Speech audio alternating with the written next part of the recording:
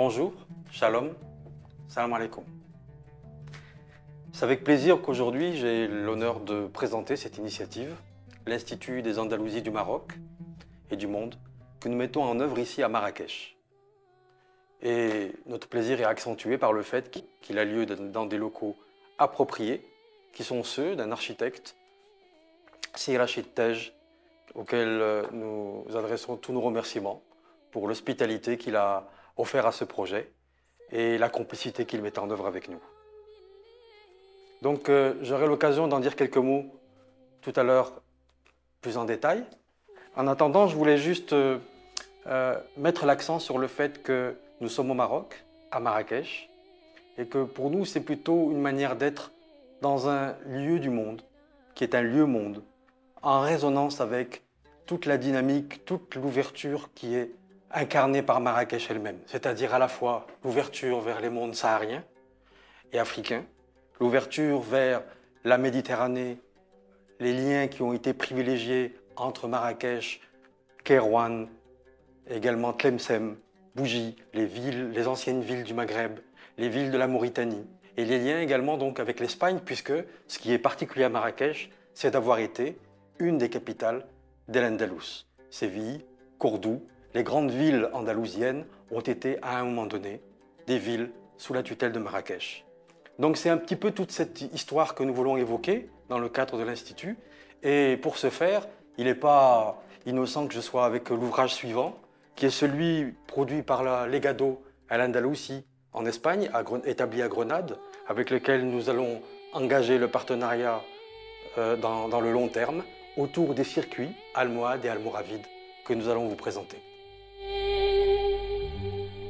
Donc, on va continuer la présentation de notre initiative, en particulier dans l'illustration de ce décor qui prend un peu d'ampleur autour de moi et qui va tout à fait dans le sens des colonnades, des ouvertures, des résonances sur lesquelles nous allons travailler. Pour aller donc plus en avant, je voulais présenter quelques ouvrages qui vont baliser notre histoire et l'enrichir continuellement par les différents propos que nous allons, qui vont nous faire cheminer. Le premier de ces livres, c'est celui de Alem Sur Garcia, qui est un ami, occitaniste, écrivain, un personnage particulier de la région toulousaine qui fait connaître cet héritage d'Al-Andalus et le partage avec le grand public par des conférences et des initiatives. Donc cet ouvrage est particulièrement pour nous une référence. C'est aussi une manière de lui rendre hommage pour le travail exceptionnel qu'il effectue en Occitanie. En parallèle avec celui-ci, je mettrai en avant celui du professeur Haïdara, qui est un autre ami et aussi un personnage exceptionnel qui, lui, se trouve dans la région de Grenade, en Espagne. Et la particularité du professeur Haïdara est qu'il a, lors des derniers événements avec Daesh, avec, disons, AQMI et la problématique intégriste autour de Tombouctou, dont nous avons tous eu écho, eh bien, il a emporté avec lui son héritage familial de manuscrits andalous, qu'il a donc transporté en Espagne, où il est désormais établi, et dans lequel pays il développe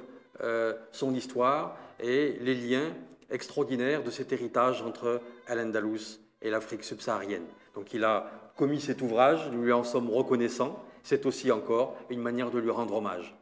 Pour continuer dans les hommages, je voulais noter et faire connaître un personnage passionnant qui est Ahmed Baba, qui fut un illustre savant, un ouléma de Tombouctou, qui séjourna à Marrakech et au Maroc dans des conditions au départ difficiles puisqu'il avait été enlevé à l'occasion d'un rapt pendant la descente des Marocains sur Tombouctou, pendant la période des Saadiens. Mais lors de son séjour au Maroc, les oulémas se sont réunis pour solliciter sa libération et lui donner plein pied à l'université Karaouine de Fès pour qu'il puisse partager son savoir. Donc cet acte de reconnaissance est exceptionnel, à savoir également que Ahmed Baba a illustré dans son propos de manière remarquable le non-racisme fondamental qui se trouve au cœur du monde musulman dans l'idéal. Donc, vous voyez autour de moi une panoplie d'ouvrages. Nous allons constituer une bibliothèque qui ira dans le sens de mettre à la portée du plus grand nombre ce qui est aujourd'hui désormais un patrimoine de connaissances. Vous avez des ouvrages en français, nous en aurons également en espagnol, en arabe forcément, en anglais, donc dans toutes les langues possibles pour nous permettre de promouvoir ces belles idées. Donc pour aller plus en profondeur, nous développons un institut des Andalousies, du Maroc et du monde.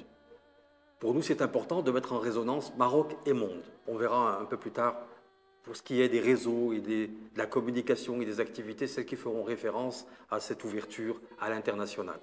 Pour l'instant, l'Institut est donc basé à Marrakech et sa vocation, c'est véritablement à la fois d'être un lieu ressource, mais également un lieu d'activité et de promouvoir notre démarche, c'est-à-dire ce capital extraordinaire d'Al-Andalus qui a unifié ces différents horizons et en a fait une des plus extraordinaires civilisations qui ait été dans l'environnement méditerranéen, à la fois européen et africain. Donc dans ce sens-là, il était pour nous important de marquer par des événements, par des actions, c'est l'illustration de notre propos et de notre intérêt. Pour ce qui est des événements, 3 colloques sont envisagés, dont le premier sera à Marrakech et va s'appeler Marrakech, une capitale d'Al-Andalus. Délibérément une capitale d'Al-Andalus, puisque comme peu de personnes le savent, comme peu de passionnés de Marrakech, peu de touristes venant à Marrakech en ont conscience, Marrakech a été une capitale d'Al-Andalus. C'est ce que nous voulons mettre en avant par ce colloque qui réunira des scientifiques, des chercheurs, des historiens officiels, mais également historiens amateurs du Maroc, également étudiants et tout un public ouvert à ce type de résonance qui pourra, à l'occasion de ce colloque, illustrer à quel point nous marchons ici à Marrakech, dans une ville millénaire et dont l'histoire a résonné dans différents coins du monde, hier autant qu'aujourd'hui.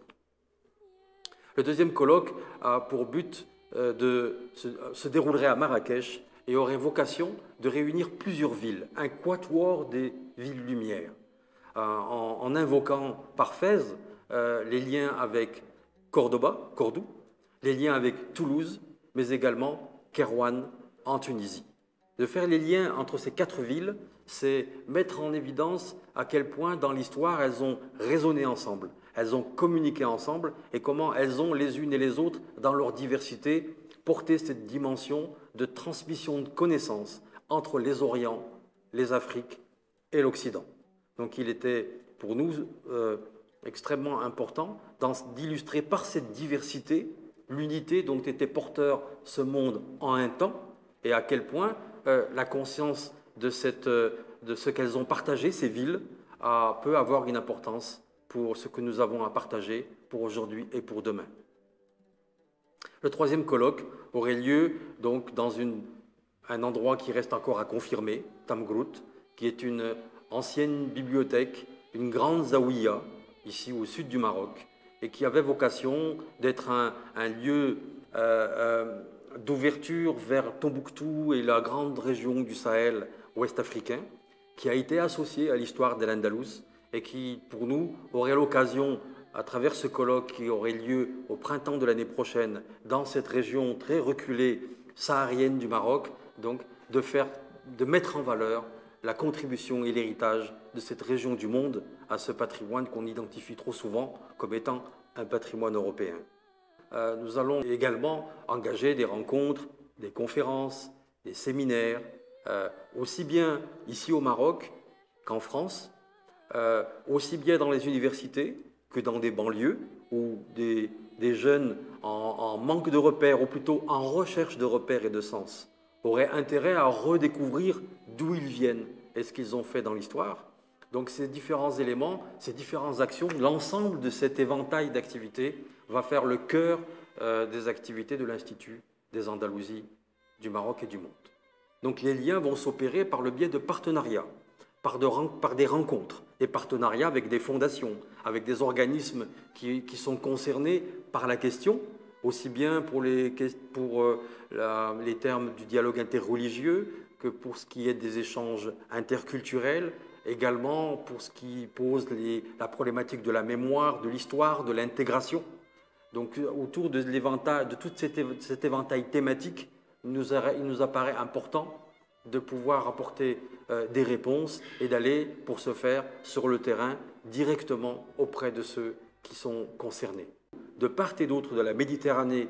dans les régions plus orientales, puisque la mémoire va très loin, jusqu'à Al-Quds, Jérusalem, jusqu'au Khorasan, jusqu'à Tombouctou, que j'évoquais, ou Kano, et d'autres endroits d'Afrique et du monde. Donc ces liens, on va les ancrer non seulement dans le propos, mais par des partenariats, par des échanges, par des rencontres, qui pourraient donc s'illustrer de toutes sortes de manières. Enfin, je ne voudrais pas terminer mon propos sans remercier un certain nombre de personnes clés sans lesquelles cette histoire n'aurait jamais pu voir le jour. Parmi elles, il y a Rachel Reves, ma compagne, qui est en résonance parfaite et complète avec toute la dimension esthétique, musicale, poétique, dans l'art de vivre, l'art de se maintenir en bonne santé, on le découvrira en défrichant la question de l'Andalous et notamment celles qui sont liées à la santé, au bien vivre, à l'alimentation, qu'il y a énormément de corrélations intelligentes avec les problématiques d'aujourd'hui. Donc un remerciement à Rachel du fond du cœur. Ensuite, je ne pouvais pas non plus manquer d'évoquer la contribution importante d'Hélène Potier, qui partage notre histoire depuis une quinzaine d'années, par monts et par vaux, et qui a toujours été, à qui il a toujours tenu à cœur de réfléchir et de s'engager en profondeur sur la question du dialogue entre les religions, et de permettre aux gens de ne pas s'arrêter aux différences comme étant des différents, mais comme étant des passerelles d'autres possibles, d'autres rencontres et de partage. Donc, autour de Teilhard de Chardin, aussi bien que des problématiques qui concernent l'histoire médiévale de l'Andalous, nous avons eu énormément de complicité et c'est de cette complicité que naît également cette histoire. Je ne terminerai pas, enfin, sans réévoquer à nouveau les deux personnages qui ont eu un rôle important dans l'inspiration de ce moment. Alemsur Garcia, en Midi-Pyrénées, dans le Toulousain, qui s'active depuis plusieurs décennies également pour faire bouger les mentalités, rapprocher les rives d'Orient et d'Occident, en particulier d'Orient et d'Occitanie, pour permettre à toute une jeunesse et à une génération du sud de la France de comprendre et de redécouvrir les liens qui les fondent. Et ces liens qui les fondent sont ceux de l'histoire, de la mémoire, mais aussi ceux d'aspiration à la communauté, au partage et au bien vivre ensemble. Enfin, un hommage, je termine sur l'Afrique, à trois niveaux. D'abord au professeur Haïdara, qui a été un des personnages clés de mon aventure personnelle vers l'Andalous, vers Tombouctou et les Afriques. Également le professeur Kizerbo, que j'ai eu l'occasion de rencontrer et qui m'a à l'époque encouragé sur ce chemin d'évoquer des liens entre le monde subsaharien et l'Andalous. Et enfin, Feu Mamadou Dia, qui a été un humaniste exceptionnel et qui lui aussi a apporté sa pierre à cette aventure. Donc on voit la diversité des repères, la diversité des inspirations, depuis l'Occitanie jusqu'aux Afriques subsahariennes. Eh bien, c'est toute cette histoire que je vous invite à partager, à voyager avec nous, à découvrir à travers les livres, les publications, les sites internet que nous allons mettre en place, à travers les films, à travers les vidéos qui auront besoin d'être vues et d'être soutenues, à travers les événements, les colloques, les rencontres, les séjours, les randonnées philosophiques, toute une série d'initiatives que nous allons mettre en place pour rendre concrètes, pratiques, pas simplement théoriques, pas simplement dans l'ordre du discours, mais dans l'ordre de l'application, de la rencontre de l'autre, dans des voyages, des moments partagés. Donc c'est pour faire advenir ensemble, en se donnant tous la main, la possibilité d'un monde de paix et de fraternité.